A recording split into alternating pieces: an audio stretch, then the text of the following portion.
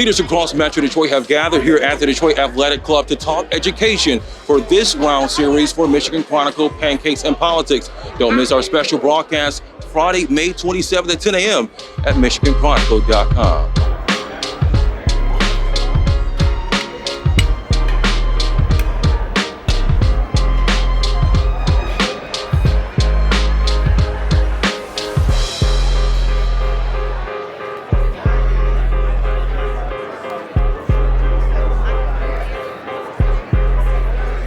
Education is the topic.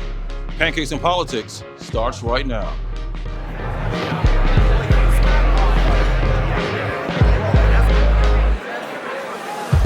Good morning and welcome to Pancakes and Politics, Forum 3, the state of education in a post-pandemic world. We're glad to have everyone here today. At this time, I'd like to call to the podium the President and CEO of Real Times Media and the publisher of the Michigan Chronicle, Mr. Hiram E. Jackson.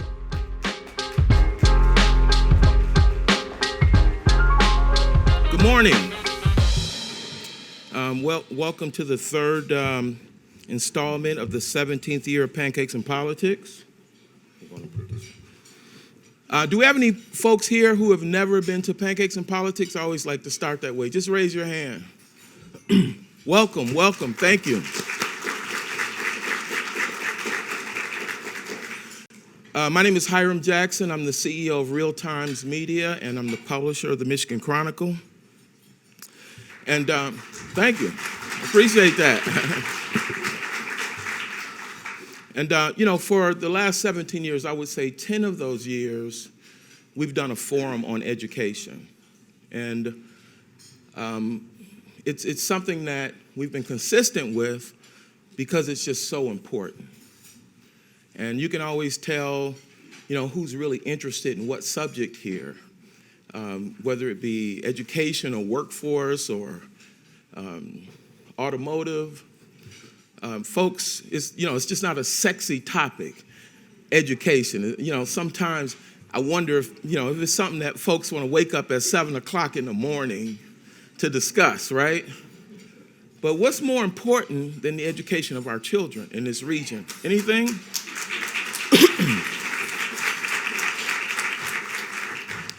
So we just think it's really important to have this conversation. We got some special guests here. I want to acknowledge our incoming president of the Detroit Athletic Club, Deron Saunders. Please stand up, Deron.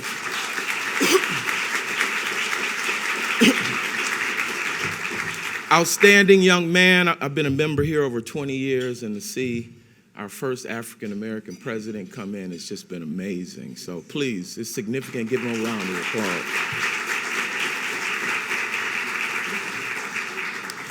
And I want to acknowledge my mentor and good friend, Dr. Curtis Ivory. He was recently named CEO of the Year for the American Association of Community Colleges, and I think that's outstanding. The first ever. Dennis was going to announce that, but I just pulled rank on that one. So you're younger than me, young man. And I just want to, just some housekeeping issues. On Monday, we have a very special, what we've called Pancakes and Politics Overdrive. We learned during the pandemic that we have a huge demand for folks outside of this room. Everybody can't come down here and have pancakes with you lovely people. We discovered that there is an audience. People are really interested in the content that we're producing. And so we thought it would be important to keep that going on and inform the community about the things that we're talking about. So we're having our first Pancakes and Politics Overdrive. They're sponsored by business leaders from Michigan. Are you guys here? There you guys are. We appreciate you. We have both U.S. sitting senators for the state of Michigan, Peters and Senator Stabenow. And we're taking them into the neighborhood, have a conversation on the north end of Detroit. We think it's important that we go into the inner city and have this conversation about the things that they're doing for Detroit and other urban cores in Michigan. So we're super excited about that. If you weren't invited to it, you can watch it. It's going to be virtual, and we're going to be announcing. I think that's June 3rd. It will be broadcasted June 3rd. So we're excited about that. And next month, we're going to talk about the clean energy economy. What does sustainability mean to us in southeastern Michigan? The economy is going to be rapidly changing with EVs and other sustainability green projects. And, you know, it's going to have a massive effect on our lifestyle and how we live, but we should all be looking forward to it. And so we're going to have that conversation. We have the CEO of DTE, Jerry Norcia, and the CEO of Walker Miller Energy Services, Carla Walker Miller. Yep. And other guests. So we're excited about that. And let me just thank the sponsors. I really want to thank them. I'd like to take that opportunity really quickly. Walker Miller Energy Services, Platinum sponsor, Rocket Mortgage, Signal, and DTE Foundation. Please give these Platinum sponsors a round of applause. And Business Leaders of Michigan is our Overdrive sponsor. General Motors is our broadcast partner. General Motors stepped in to assist us in really making that virtual audience much larger, and we appreciate them. Blue Cross Blue Shield, UHY, Bank of America, Ascension, AAA, Lambert, and Comcast Business. Give them all a round of applause, please. And now, let me see, what am I supposed to do next? I want to bring up my partner in crime, CEO of Ignition Media Group, Dennis Archer Jr. Thank you. Have a great conversation.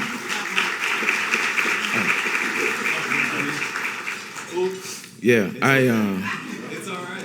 I got to pay this bill. I forgot to. Exactly. Rick threw me off when he was sitting out in the audience. It's so funny. Michael Bickers, Regional President, Market President of PNC Bank. Come on up, Mike. You guys know they are our title sponsor, our presenting sponsor, and have been that for the last 8 years, and we appreciate them. Thank you. Thank you. I'm glad you at least remember my name. Yeah. Good morning, everybody. So today's topic, and I'll be quick as I always am, around education, which is something near and dear to the hearts of those of us at PNC. As many of you know, and for those of you who don't, our signature philanthropic program is Grow Up Great. That's a continuous $500 million commitment to the health, education, and wellness of children, many of them right here in Detroit. Now, we wrap two things around that. We have thousands of volunteers at PNC, a lot of them out there right now across the company helping kids toward a better future. And again, a lot of them right here today. In fact, I get to get in on the fun of that. I get to rush out of here. When we're done, I get over to Schultz Academy of Technology and the Arts to read to a bunch of little kids. And I understand through a note that I got, they're eagerly awaiting my arrival. That could be good or bad, but I do look forward to that. The other piece we wrap around that is we have 22 corporate partners, outstanding, terrific, fantastic partners throughout Southeast Michigan to help us get that work done. And I would be remiss if I did not recognize one of our favorite partners from the Kresge Foundation. She manages the Detroit programs for Kresge here and also serves on our National Advisory Council, Wendy Lewis-Jackson. Thank you. And so with that, I know we all look forward to today's discussion. Thank you.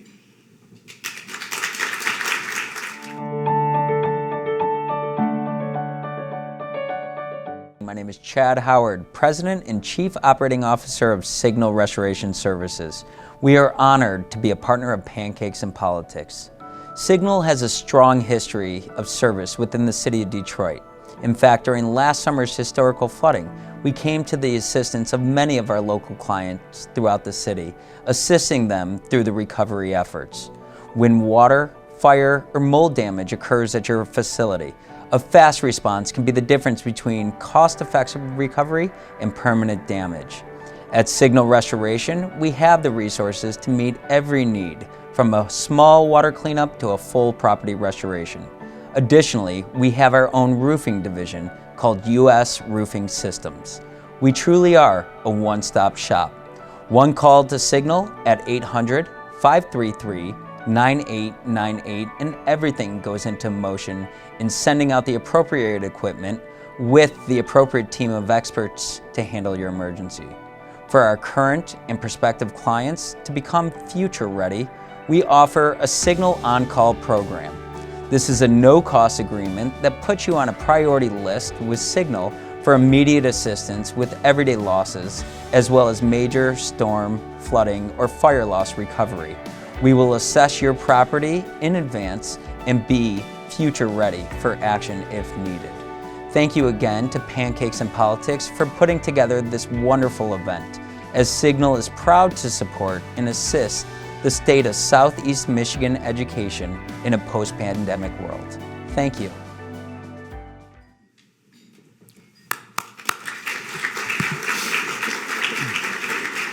I don't think Frank Torrey is here, but just a side note about Signal. I think it was about a year or 18 months ago we had that big rain and it was a huge flood. And my basement, I had 2 feet of water, and called Frank and his guys at Signal, and his crews obviously were all booked. He had a crew come in from Florida. They drove 24 hours, making stops along the way, and got to my house. And man, my wife loved that. But I just want to say that if you do have an issue with your building, Signal, please call Frank's folks, because they're all over it. They allow us to donate 2 of their tables to folks in the community too. So just please give them a round of applause.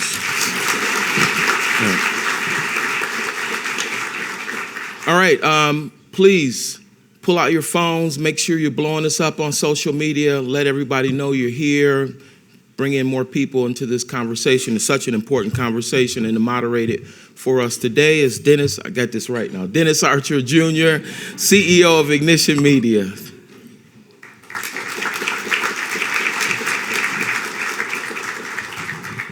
I'm going to apologize if Hiram doesn't seem himself this morning. I got here, Hiram says, man, I woke up in a cold sweat thinking I missed Pancakes and Politics. But when I looked at the clock, it was 3:30 in the morning. So Hiram hasn't got a lot of sleep.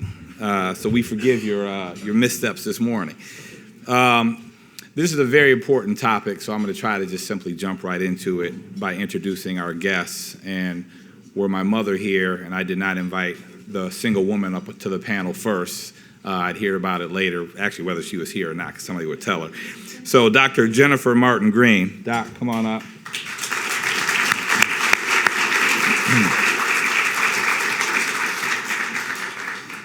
Dr. Martin Green, in 2018, was named Superintendent of Southfield Public Schools. She's got, albeit she doesn't look it, 27 years of experience in public education, really serving in every role in multiple jurisdictions. And so you're going to bring a lot to this morning's conversation. Thank you for being here. Dr. Curtis Ivory. Dr. Ivory, as Hiram said, just won a very prestigious award.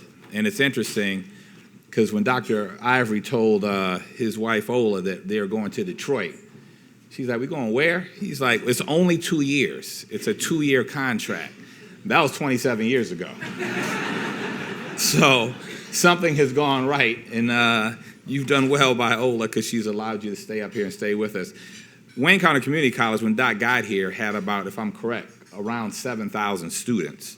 And now the community college boasts 70,000 students.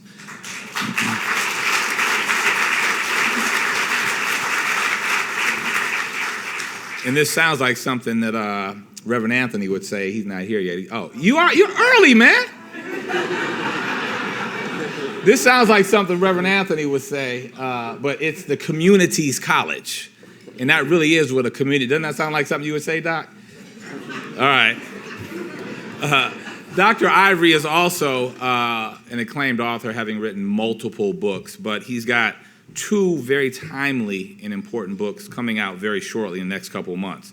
Detroit and the Real Political Economy of Integration in Public Education, and Urban Voices, Racial Justice, and Community Leadership. So I encourage you all to check out the books. Thanks for being here, Dr. Ivor.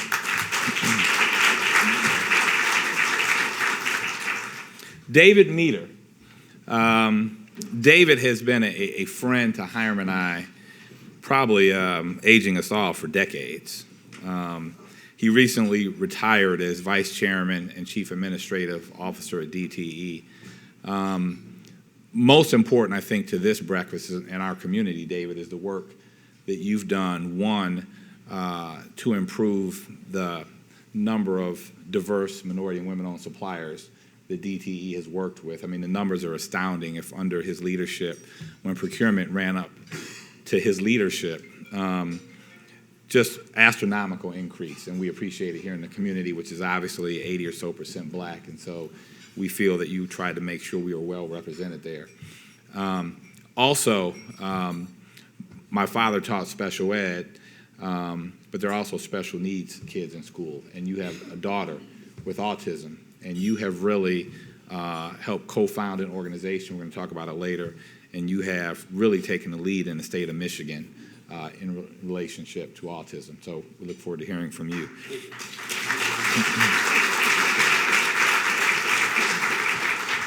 Last but not least, Dr. Nikolai Vitti, who was appointed superintendent to Detroit Public Schools in 2017. And it's really interesting because if you follow the news, and we're going to talk about that in a bit, there are a lot of things to be concerned about.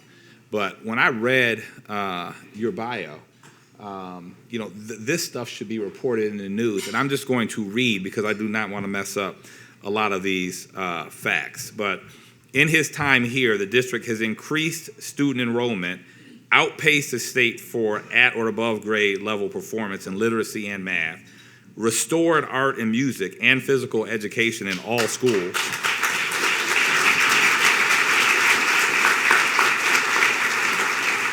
I knew that was you, Rochelle. I didn't even have to look up. Increased teacher salaries by $9,000, reduced teacher vacancies, and increased student attendance. And one thing that's very near and dear to me is initiated a parent academy that has engaged over 6,000 parents with their kids' education.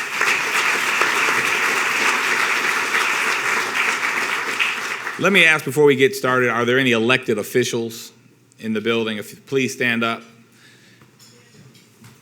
Thank you all for being here. Thank you. You have heard the term used before. You've heard the tale of two cities. You've heard these are the best of times, but yet these are the worst of times. And so we have record low national unemployment. We're regularly putting manned spacecraft out into space. Notwithstanding the last few weeks, the stock market was doing fairly well. So if you were to look at the economy as a whole, you would say the United States is doing great. But it's not doing great for everybody. And when you talk about students, particularly in urban districts, which Detroit is one, Southfield I would consider one, we have some issues. I happen to sit on the board of Jalen Rose Leadership Academy, and quite candidly, we have the same issues. I mean, pre-COVID, our graduation rates were improving, our number of students that were graduating and matriculating into college or post-degree education, we continue to track them. They were graduating from college. Our test scores were improving. However, since COVID, it has been a struggle. You hear people say they're on a struggle bus. We are on the struggle bus, and I don't think that we're on that bus alone. I think there are tens of thousands of kids throughout Metro Detroit and probably millions of kids around the country that are on the struggle bus. And we never really would have thought of all of the issues related to a global pandemic until it hits us. And I think that 10, 15, 20 years from now, there will be Harvard Business School and other case studies about how certain districts and certain leaders manage through that, not only in business, but in education. And so I just want to start, and sorry to be so sobering, but these are the facts. Just by asking, we'll start with you, Dr. Vitti, because you're closest and you're educating our Detroit public school students. I mean, could you ever have imagined this? I mean, has there been, you've been doing this for a long time, both of you who are in K-12 have been doing it for a long time. Could you ever have imagined this sort of situation happening? No. Of everything that I've experienced as a teacher, principal leader, chief academic officer, state leader, superintendent, I couldn't fathom what we've continued to go through, but especially over the last 2 years. In many ways, I have felt like my main job was try to keep the district together, to keep everyone together. So when we got to the other side of this, we would still be a functioning school district. And it was extremely difficult because you had lots of different people that viewed the situation differently and how to respond. You had some parents who wanted their children to go to school in person because they were in a socioeconomic situation not to stay at home and work from home or even to support their children from home. We have grandparents raising kids who didn't feel comfortable supporting their children online. We had other parents that were adamant that schools should be closed. We had a union that said schools had to be closed at least the first year after the height of the pandemic. We had board members, some who felt open schools, others closed schools. The governor, the legislature, the business community, the mayor, everyone had their opinion, as they often do in education. But this was real because it was about educating children and how best to do that. And then, if you believe that the traditional public school system is the vehicle for social change and social justice, which I believe it is, and I think most of you also agree with that, if you're not in person, you're not doing what you normally do.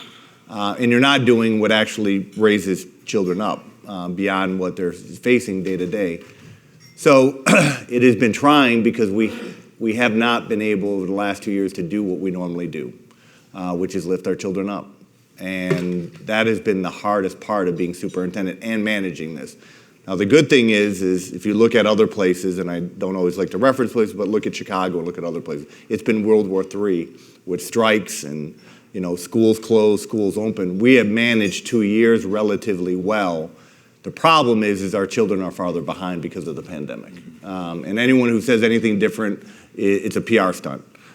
Whether you're in Detroit or you're in Birmingham, kids are farther behind than they were before this pandemic hit. The only difference is maybe those children that were exceedingly already above grade level and have tremendous academic support at home. And the resources to overcome not having in-person learning. So every statistic that you look at before the pandemic, DPSCD was moving in the right direction. Enrollment, chronic absenteeism, attendance, student achievement.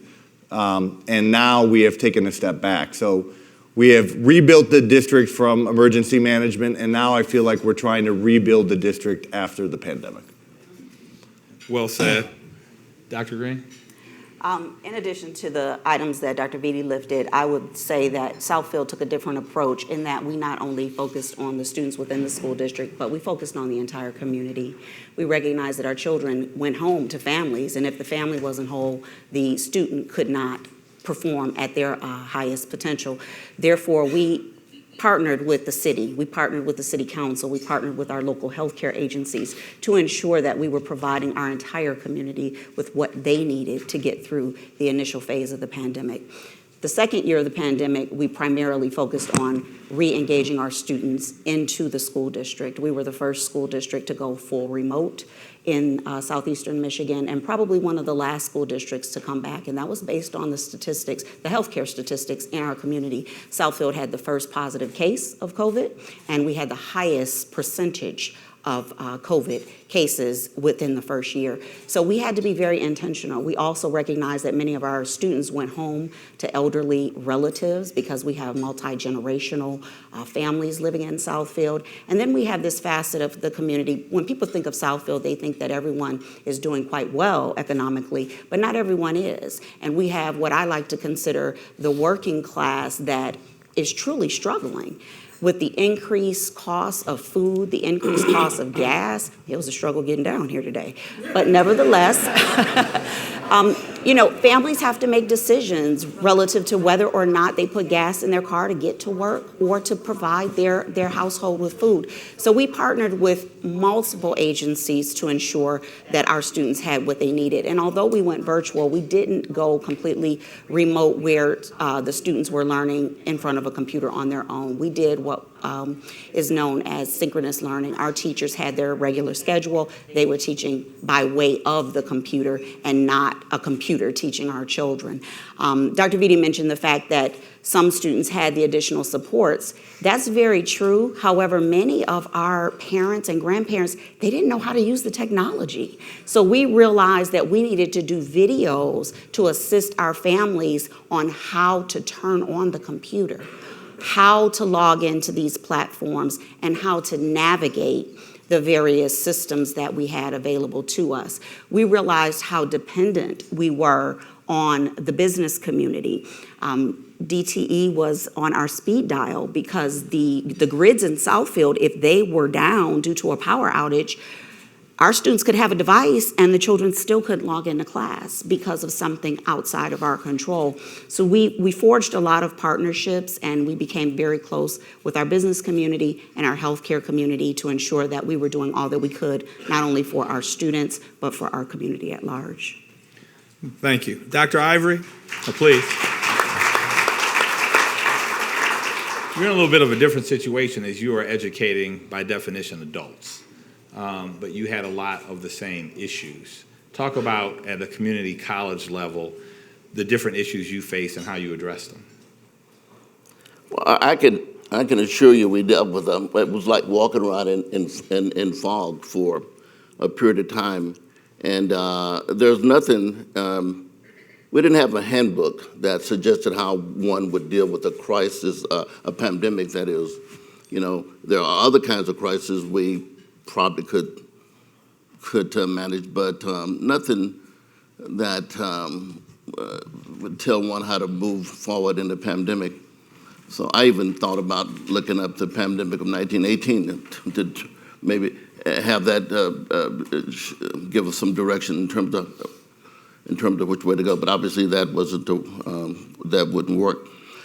I learned early on that communication was the key, because after searching for answer after answer, I recognized that the faculty and staff, the community and students needed to hear from me. I literally had to be heard and had to create a level of comfort, because people were. I'm reminded of a poem written by a retiring teacher by the name of Kitty O'Mara, and she said, if I can remember it, my favorite first couple of lines in the poem, she said that when the danger ended, we joined together again, and we retrieved our losses, and we dreamed new dreams and created new ways for going forward. That's kind of where we were as an educational institution. We had to think about how to move forward, and we had to do it through a set of equity lenses and frameworks and frames, because we knew that our students had issues in terms of equity. But this pandemic really exposed those equities in a very serious way. I think about, in terms of who we've served, I think about the young lady named Charlotte that I met a few years ago, and was at a function with my wife, and it was prior to Christmas, and the young lady approached me and she said, "Dr. Ivory, you don't know me, but I'm one of your students, and I want to tell you about this semester. I have a 3.5 GPA. Now, remind you that she had, and during this conversation, she had 3 toddlers holding on to her.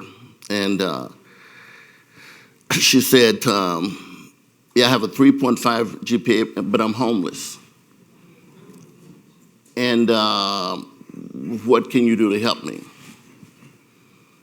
And I can tell you, I didn't leave that meeting without having a solution to her particular issue.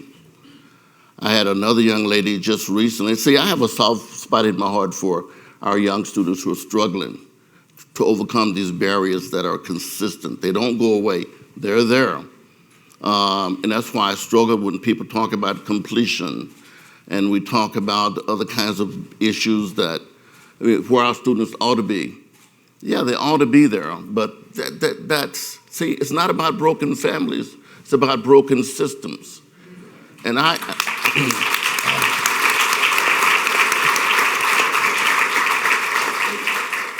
try to speak to that every single day, but I want to talk about the young lady, the next young lady that I met in the elevator. And she said, Dr. Ivory, I'm going to drop my classes today. So why are you dropping your classes? She said, because I'm a single mother and I can't afford daycare. But I want to go, but I can't afford daycare. And I don't have transportation. She says, what can you do to help me? I want to stay in school. So, got advisors involved.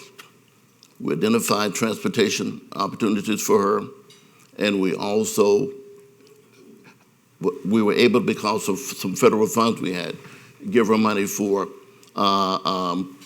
daycare for a period of time. I happened to be at having knee surgery at one of the local hospitals not too long ago, and as I was coming out of the,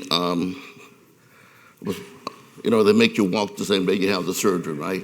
Which I didn't like that, by the way. But the young lady, she kept looking, I kept thinking, she's looking at me in a real strange way. And so a few hours later, she came over and she said, I got to introduce myself. I'm one of your students. I was one of your students. And I came to you, and I was about to drop out of school because I didn't have clothes. And she said, you provided an opportunity for me to continue my degree. Now I'm your nurse.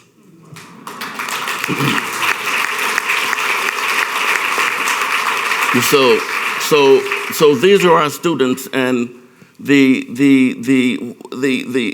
have to see our students using this overarching equity framework. And so we have to speak to that every single day. Students are coming back to us, and sometimes they're not even enrolled in class immediately. They're coming back to just be there because it's their home. And we've provided that. We've been there. Our students are returning. But let me also say this, and we talk about the technology. The technology has been something extremely essential and extremely important to our ability, for our faculty's ability to continue to work with students. We lose about 40% of, about 40% of our students drop out during the course of the first 2 semesters. But let me say this now. It's not just my college, it's just not Wayne County. That's a national number. That's in any community college, you're gonna find that. So we have had to double down. We've had to be very intense in terms of food equity issues. We have a food pantry. We have a clothes closet. We have transportation vouchers. We're doing all of those things, and that's going to have to be even more intense. And I had the chance to talk to Dr. Vitti, and we're going to be talking more much later, a little later. But we have to work together to make this work. This is about collaboration in a very serious way. It's about engaging community partners. It's nothing complicated about where we need to go and what we need to do.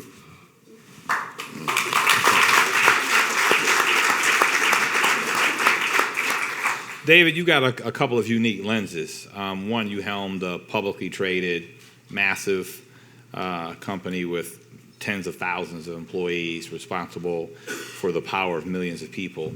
And then you are very passionate and involved with the autism movement to include students with autism. So talk about how it was different, and it was a different experience for the students, the parents, and whether or not our institutions did well by special needs children. Thanks, John. So I'm going to grab a prop here.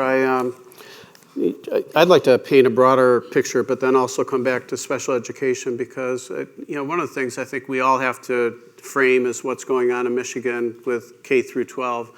And we have examples where there's excellence happening. But if you look at the statistics broadly, they're not very good. And I like the author Jim Collins, who wrote the books Good to Great and Great by Choice. And Jim Collins talks about this concept of brutal reality that says you can't improve unless you can talk about where you are. And I think in education, often we're sugarcoating things, and we're often saying it's really, if you look at it this way, it's not as bad as you think it is.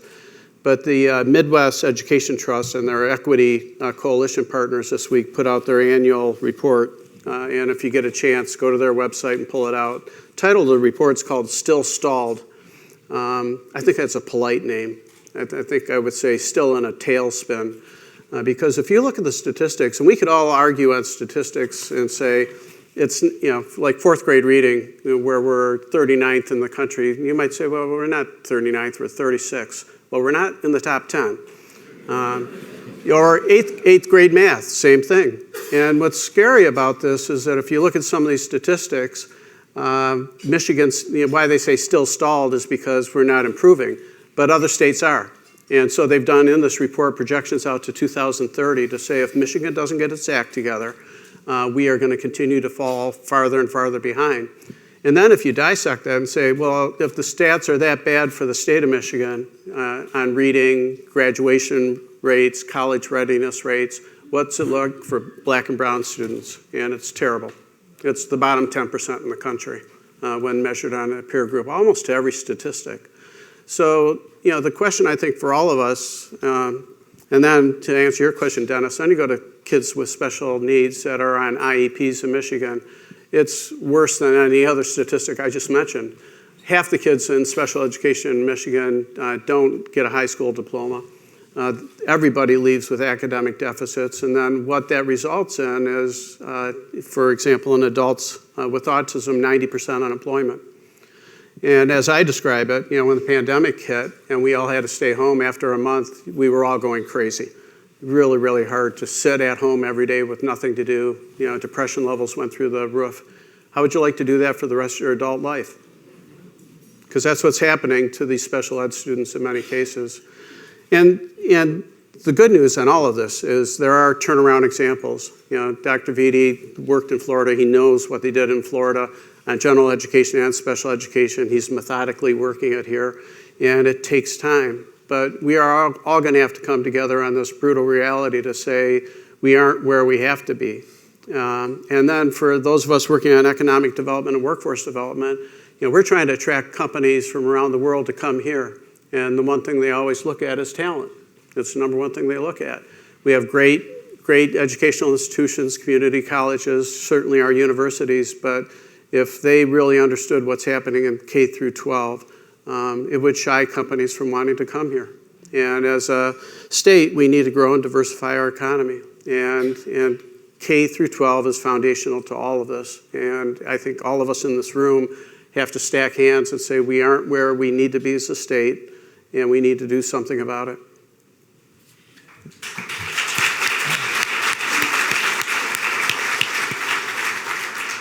Well, I will say that because I'm so passionate about the subject, I have probably 24 questions.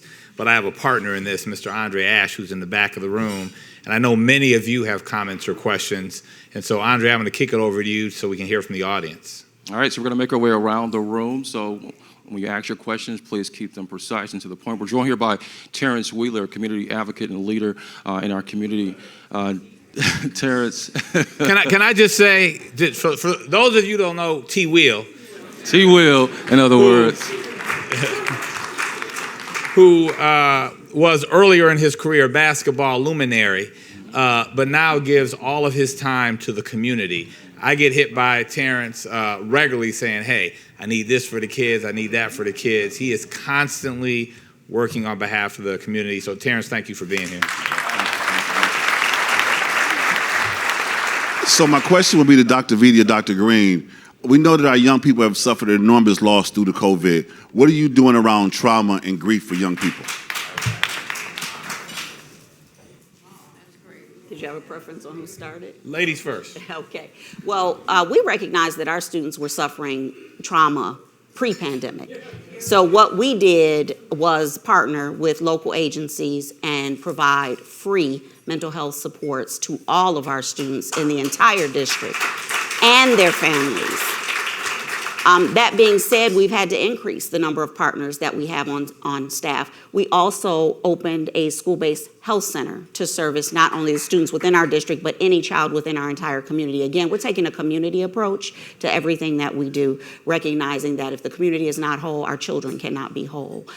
So I thank Ascension, I thank CNS, I thank Easter Seals. We have Sandcastles, any partner that we could meet with to bring services to our children, because they can't always get to the services. So we bring the services to our children, and sometimes we take it to their homes to ensure that they and their families have access to these programs.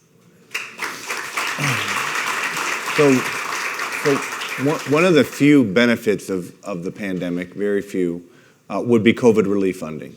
So DPSCD received $1.3 billion of COVID relief funding that we have to spend by the end of next school year, but there are allowable state budget transfers that allow us to put some of that money in a savings account, if you will. And most of that will be used for facilities, and hopefully I'll be able to talk about that later. But when it comes to mental health, so during the height of the pandemic, when students were home, we did establish a mental health hotline with counselors and social workers to address those issues. But one of the benefits of COVID relief funding was to do things that we've always wanted to do, things that we've known we should have been doing, we just didn't have the funding to do. And one of the focus areas was mental health, which we're starting to change the name to more student wellness, because there's a stigma connected to mental health. I think we all, in some ways, deal with mental health issues, no matter who we are, but thinking about wellness holistically. Back maybe 20, 30 years ago, when DPS was strong, it had health hubs. Or what would be called community schools in many of the high schools. So you could get medical service, you could get dental service, mental health, or the broad sense of wellness was not really a concept back then. But now we're trying to rebuild those health hubs throughout the school district, mainly in every one of our 20 feeder patterns. Feeder patterns are Cody, East English Village, Western, Northwestern, et cetera. So with COVID relief funding, we now have partners in all schools to provide mental health support to all students in Tier 3. So Tier 3 is one-on-one or in small group. The beauty is that we're providing it now. And we've partnered with the University of Michigan, where all students take a mental health survey, which is an at-risk child indicator. So based on your child experiences, you can identify whether you have greater potential to have mental health issues. So we use that to identify students, or through reference of teachers, guidance counselors, parents.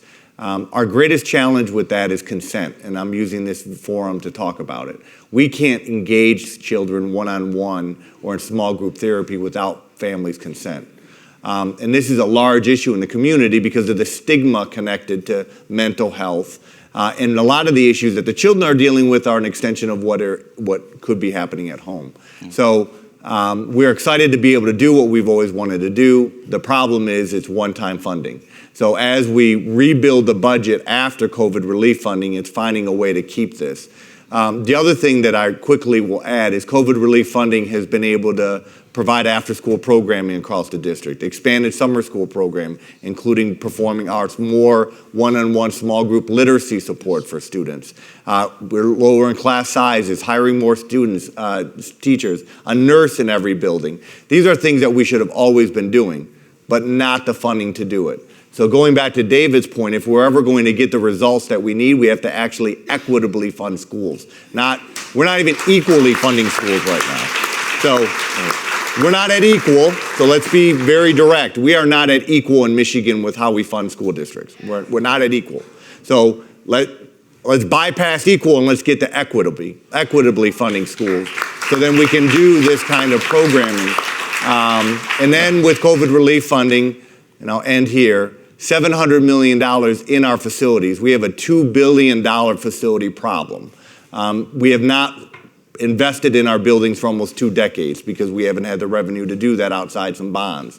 But with COVID relief funding, the board just passed last week a $700 million investment in our buildings, which is going to be substantial. And in 5 years, 95% of our buildings will have air conditioning.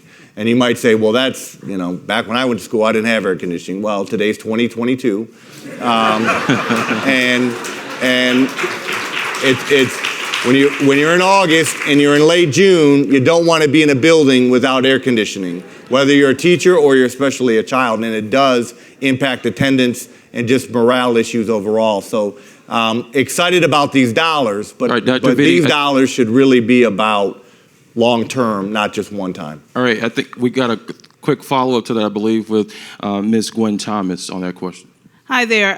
Thanks for that commentary, because that was my question with the $1 billion that you received for federal funding for pandemic. So with that, you just talked about bond funding. Where are you going with bond funding and the development of new schools and the improved infrastructure? And then secondly, share with us what programs or organizations like myself, we're looking for opportunities. I work with 21st century programs to help students be ready. One of the major issues is talent, preparing our students to be both college and career ready and meeting the needs of the marketplace. Brief responses, please. I want to get it to as many people as possible. I'll promise I'll be brief. So the COVID relief funding, the $700 million investment, the benefit of that is not one penny of extra taxes for Detroiters. That's all federal funding. So the two major debts that we're all paying in Detroit is one will be paid off in 2027. That's the operating mill. And then the bond linked to buildings will be paid off in 2050. So we're not planning on any kind of extra increase in taxation until maybe 2027, 2028, after we spend the $700 million in facility investment. What we want to do is get it right with $700 million, be on time, be within budget, show that we can be trusted with extra funding, and then maybe look at a bond in 27, 28 in order to then finish the rest of the work that's needed to give our children the same buildings that children have outside of Detroit at scale. All right, we're going to get to Jocelyn Howard, who is a turnaround school specialist with Neighborhood Legal Services. To our two superintendents, and also one of our guests alluded to it, after COVID, a lot of students just did not return back to school. Whether they chose an online platform, whether they just decided that they're not going to do it, whether their parents decided that they would be better as a babysitter. What is your plan to recapture some of these students?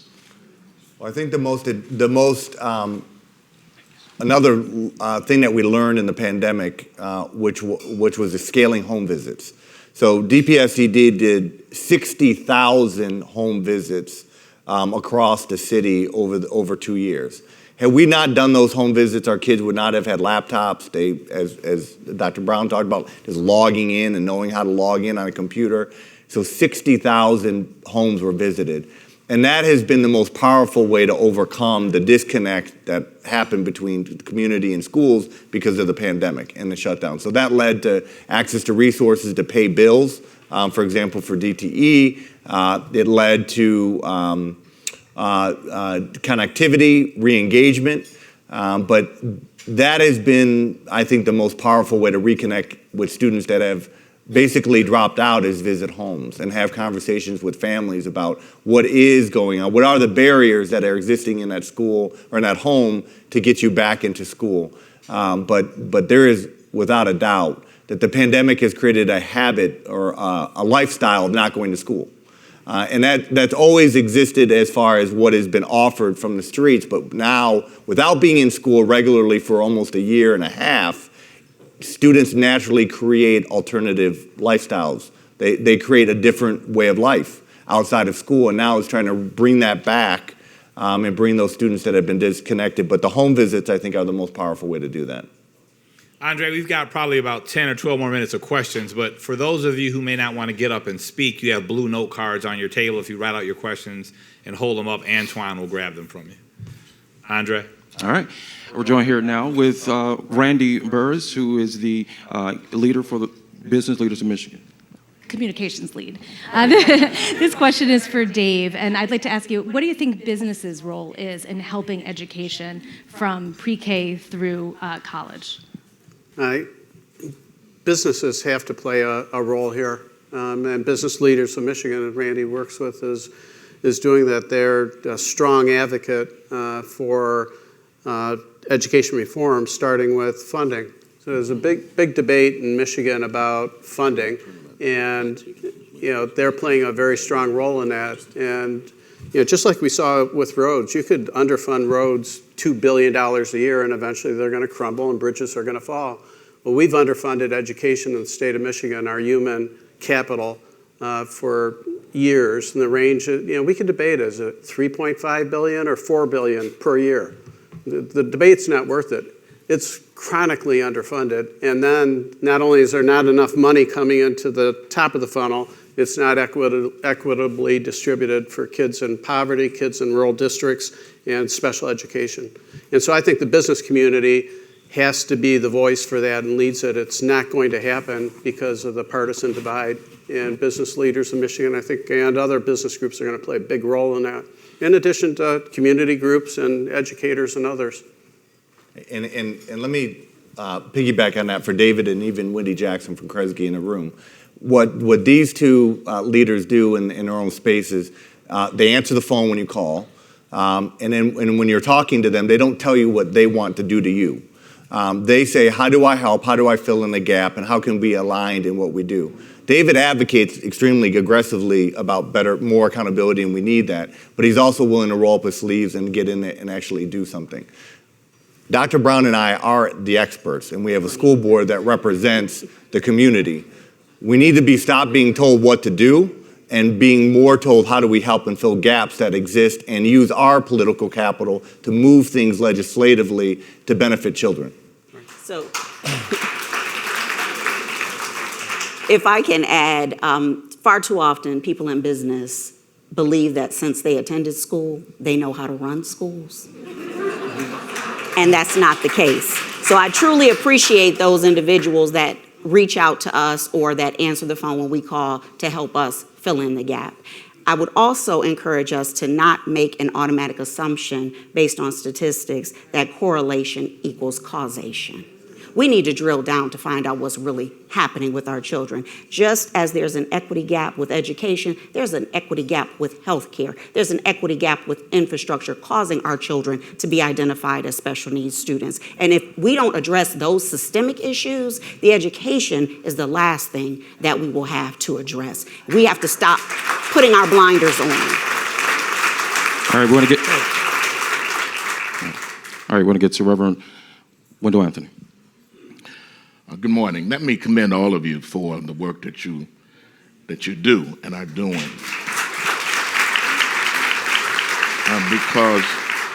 Because education is the key. And I want to throw this to Dr. Ivory. There should be a natural partnership between WC3D and the Detroit Public School Systems and the schools around here. I think you are too modest. I think you're too humble about what you do and what WC3D has done and is doing in this community. There were people who wanted to shut the door on WC3. There were people who said it was not going to work.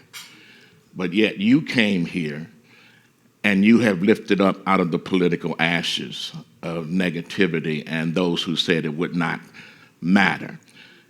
It's a school that deals with families, the ones that come from DP, SCD, and elsewhere. It's a one-stop shop. The fact that you told those stories about those women, that reflects who you are and the vision that you have. You are the CEO of the year, as identified by the American Community College Association. That's Dr. Curtis Ivory. He didn't ask me to say this, but I'm saying it because folk need to know it. People don't really understand the significance of WC3D in this community. Everybody in here got somebody that has gone through WC3D or is coming through or has been through. That is very important. I wish you would expound on some of the initiatives that you have at that college that folk don't know about. Trucking, cyber. You're getting ready to start a program with the Michigan State Police Department in terms of diversity training. Folk don't know that. They need to know what you're doing so that we can embrace it and appreciate it while we still have you here to deal with it, because it is our college, and folk need to understand it. And I appreciate that, and I appreciate Dr. Beatty as a graduate of Central High School, not Cass, Renaissance, Moffitt, and McKenzie, Wait a minute. but Central, the big CE. So, Dr. Ivory, I wish you would expound on some of the things you're doing so folk will know and they can go out here and talk about WC. I'm going to sit down. They can go out here and talk about Reverend can preach. WC3D. Thanks, Reverend. Thank you, Dr. Anthony. I should bring you on board with me and just there's no talent gap in this region. There's an opportunity gap, and we've done it right at our institution. We have 126 programs. Career tech programs. We have transfer programs. We graduate more minority students with associate degrees than any school in the country.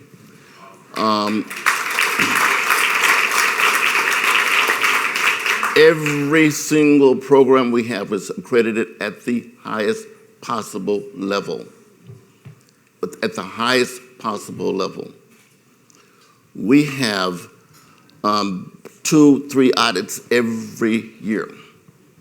We have not had a finding, not one finding in any audit in the last 15 years.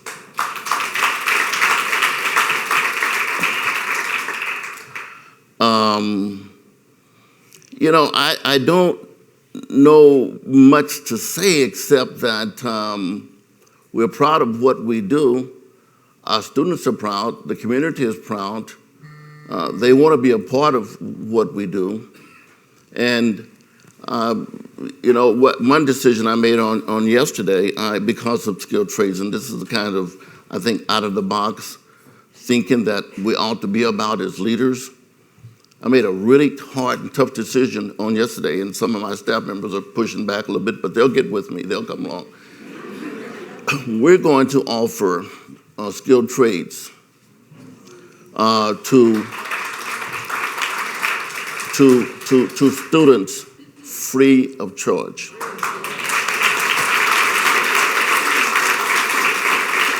Let me tell you why we made that decision. We made that decision because so often we're moving students, and students are matriculating. Someone used that word earlier today, matriculation. But students are matriculating, and oftentimes they struggle to get into the apprenticeship programs. And that's an elephant in the room sometimes, and I wish we'd talk about that more. That's a huge elephant in the room. But having said that, that notwithstanding, we're going to take construction trades, our truck driving program, and welding, and about 3 or 4 other career programs. We're going to let students enroll. We're going to let them enroll free, and we're going to work with the private sector, our private partners, people like Dave and others, to ensure that those students are placed. And see, we can't talk about placing those students. I mean, you can't remediate to remediate. Sometimes we talk to those persons who run apprenticeship programs and say, well, we'll take your students, but they need remediation. Well, if I've got to feed my family, I can't. How long are we going to do remediation? And I can give you some real interesting numbers and statistics that would tell you that we need to move away from that notion that we need to remediate everybody that moves through our doors.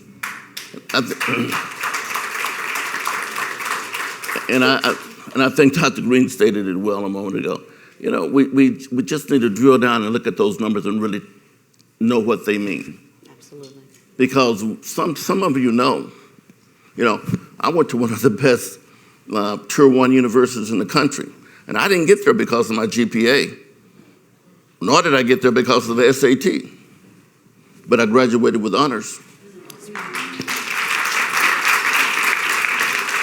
But all of you could tell that story. So no, Reverend Anthony, yeah, we have one hell of an institution, and talk to our students. They're the best, and they give the best testimonies. They know that we're doing it, and we're doing it well. Andre, we can maybe take one more quick question with one more quick answer before we do closing comments. Yeah, so we'll take to one of our cue card questions here. I think Dr. Ivy already answered the question about life skills. That was one of our questions here. But one of the questions posed by the audience is, many students are struggling to attend school. Some leave the city. What are the strategies that can keep them here? Was that directed to me? I think the question is, a lot of families leave Detroit in search of better education. What can be done to keep them in the city of Detroit? So I think, Dr. Vitti, to you. Yeah, and I want to answer Reverend Anthony's question. Dr. Ivy and I worked very well. When I started as superintendent, I remember we had a meeting, and at that time, of only 5 high schools in DPSCD had dual enrollment. So dual enrollment, if you don't know, is taking college classes at the high school level. We immediately worked together, put our teams together, and now we have over 2,000 students in all high schools now taking dual enrollment classes, whether it's through WC3 or even Lawrence Tech has been a great partner. To answer your question, I would say opportunity and clarity of opportunity. Students have to see that there's something here for them. And our kids and any person figures it out on their own. We have to be, I think, more explicit with what are the opportunities here for kids. And young adults, what does that look like? Is that an opportunity in college? Is that an opportunity at WC3? Or is it an employment opportunity? A lot of we put a lot of burden on our students and families to figure it out on their own. And that is very difficult to navigate if you don't know how to navigate if you don't have a network of people to rely on outside of your own family. The research is clear. It's about bridging. How do we bridge? We don't bridge awfully well. And so how do we take our families who are isolated and provide them with clarity with what are the opportunities, outside of what they see? And that takes more communication, more alignment, and clarity with where are the opportunities, because a lot of our kids can't see beyond their own neighborhood and their own school. So internships are key. Externships are key. Mentoring is key, because those are bridges and doors to other opportunities that they may not see. Thanks, Doc. So as we close, we got a few minutes left. I'd like to ask, I feel better about these morning sessions if we leave with a mission, those of us in the audience. And so I would ask each of you to take 45 seconds or so to talk to this audience of business, policy, philanthropic leaders. What can we do when we leave this room to help you in what you're doing? And we'll start, ladies first. Well, I welcome all of you to partner with Southfield Public Schools. We have a 10-year plan that addresses many of the issues that have been lifted today, starting with that of creating exposure for our students in the elementary schools, exploration in the middle grades, and preparation at the high school level. What Dr. Ivory is doing is absolutely amazing, but it's too little too late for some of our students. We need to grab them while they're in the K-12 and provide those educational pathways. We are moving away from neighborhood schools to that of educational pathways to give our students an opportunity to have the internship, paid internship, if you will, in their senior year of high school. I only want the seniors on campus for 2 classes, that being English and math. The rest of the day, they should be in the field learning how to do these jobs so that they can not make the mistake of going into the 4-year college or the 2-year college and not wanting to do it. I'm not going to ask how many of you changed your major while you were in undergrad and how many of you did it 4 or 5 times. That's a costly mistake. If we give our children the opportunity to explore prior to that point, then they will know what they want to do. We're also embracing the community whereby we are retraining parents if they need to come back and get another job and do something else. Every student from Southfield Public Schools should leave with a diploma and a certificate, a diploma and college credits, a diploma and something else. We can no longer get by with what we've been doing for over the last 50 years. It's a new world. Thank you, Dr. Green. Dr. Ivory, what can we do to help? You know, about 80% of our young people will need some form of education beyond high school. The pandemic has created a different platform, a different paradigm. The paradigm now is about stackable credentials, or about credentials, and this whole notion of a baccalaureate degree or a master's degree may not be the thing for a conversation for a while. I think ultimately it will always be needed, but not in the immediate future. The immediate future is about a skill set. It's about career programs. And I think as parents and as a community, we need to have that conversation, and students need to be really comfortable, and parents need to be okay with having that discussion. They don't have to have, every student out there, every child, they don't have to go to Columbia or University of Michigan or some other Tier 1 universities, and Ivy League schools. I think that we really need to think about what the jobs are right now and what our private partners are asking for. We want to know, can you do this? What's your skill set? So how do we start? Some states are currently engaged in a career campaign conversation with parents, and so students are more comfortable with saying it's okay to go into welding, because it's a pretty, education can be sexy. Hiram. I didn't pay all the money for this suit and get a haircut this morning, not to present a sexy presentation, but I think it's about having students and parents understand where we are now in our new economy, and what kind of education we ought to be talking about.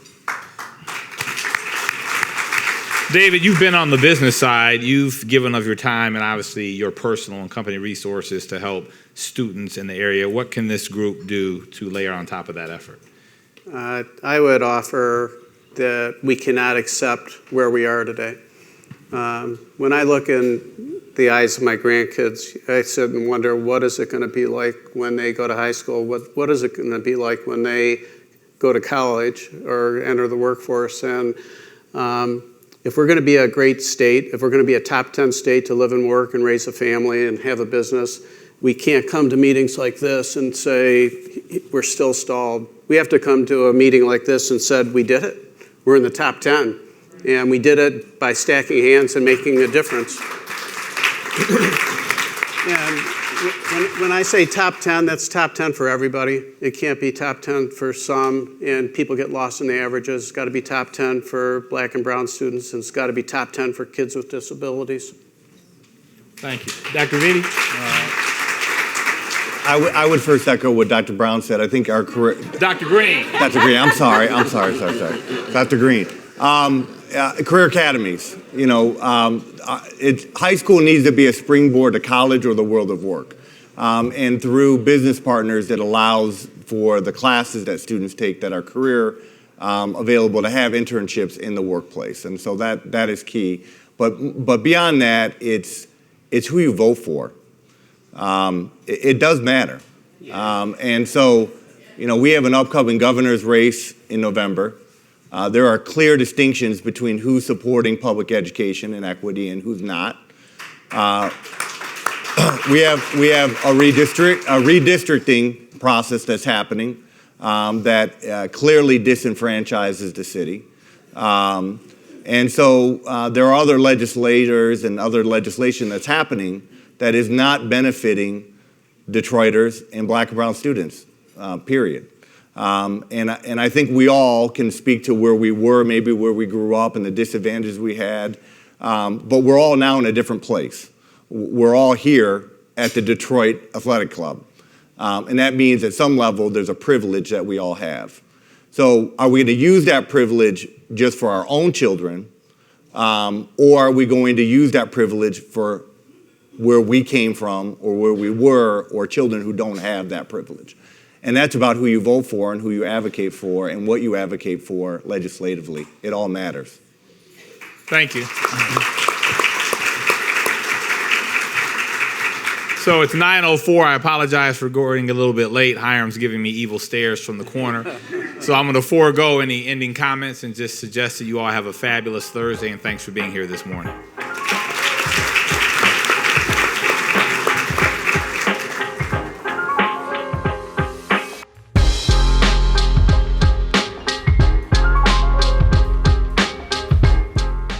You can see community leaders here across Metro Detroit in one room here at the Detroit Athletic Club talking about education, one of the biggest issues here across Southeast Michigan, and that discussion was had here at Pancakes and Politics. Take a look. All right, we're here with Terrence Willard.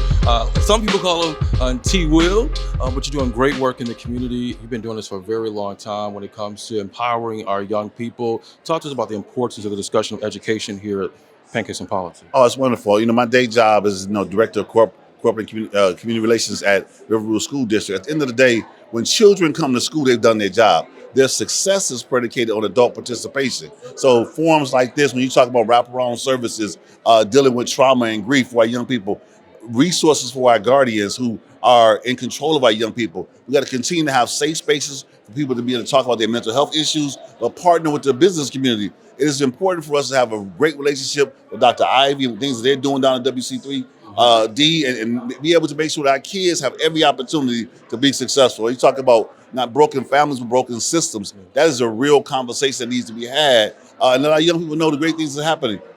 Andre, I'm a turnaround school specialist, and what we've noticed is that when schools are underperforming, it's because of one or two things. Either the teachers are underperforming or the students are underperforming. In the midst of COVID, what we noticed is that some of those gray areas were not addressed. So right now, we need to find out where the gaps are, and we need to have what we call COVID keepers. There are some things that we learned during COVID that exposed our weaknesses. So how do we find those things, identify them, and then work to solve them? What did you enjoy the most here today? Oh my God, the candid discussion. The discussion was it was on top of the bar. And what I think is so important is that we can no longer refuse to see the issues that are so blatantly in front of us. And if we stop, look at it, address it, then we can make some progress. Thank you so much for being here. You're welcome. Your first time? Yes, no, actually, this is my third time. Your third time? Yes. Okay, so you're a veteran now. Yes, we are, but we enjoy it every time we come. It's brand new each time. Thanks so much. The regional opportunities that exist when I see Southfield, Detroit, Wayne County Community College, and what we can do for children, parents, and families, and how we have to look at that as a whole experience, not just what's happening in the schools, it's what's happening at home, it's what's happening in the streets, and how we can create something that's going to be better for students to come. Because we know one thing, if we want to predict the future, we have to create it. And then we can do that type of creation working in collaboration, but funding is a big key. So we got to make sure that we're putting our money where our mouth is. A comprehensive approach. Yep, absolutely. A comprehensive approach where we're looking at the services that people need, the support that people need, the financing that people need, because we can't do it without the dollars. And one of the things that we know is there's a price we pay when we don't invest in people for our future.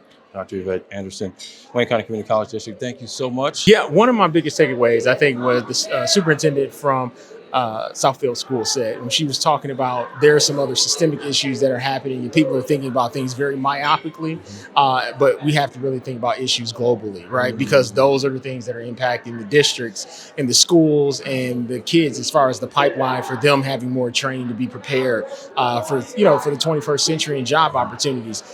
There are so many, things that are happening, particularly in our community. And then I love when I heard from the Wayne Community College President Dr. Ivory when he said that they had more students enrolled there and graduating than anywhere else in the country. So when you hear about those things that's happening in Wayne County, I mean, that is a wonderful thing. Yeah, Absolutely. Now, what number would this mark for you in attendance of Pancakes and Politics? Okay, so this is probably number 15 or 20. So you're a pro. You're a veteran at this. I mean, we finally decided to sponsor this year the event. We appreciate that. Yeah, no problem. So over time, and so we greatly appreciate the work that Hiram and all of you are doing, and Dr. Picard, and people that we've known for years, and so it's great to be a part. I remember what I told people before. I used to be happy about getting invited to come, sit at the tables here, and now you're actually able to sponsor your own. So it's always a different feeling when you come back. So I appreciate it. I think just it's helpful to have the business community and to have the academic community in one room, really thinking about action, right? In many cases, these events, we talk and talk, but we don't back it up. And I think every single person on the panel can do and is doing just that.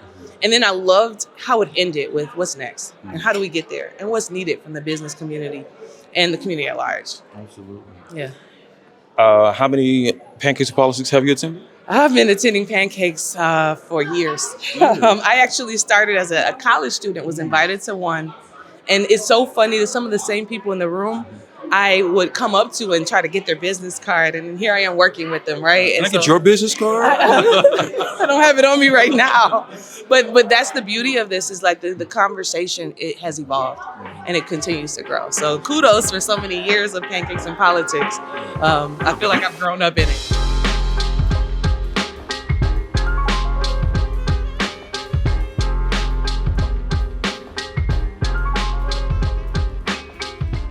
Pancakes and Politics, Friday, May 27th at 10 a.m. at MichiganChronicle.com.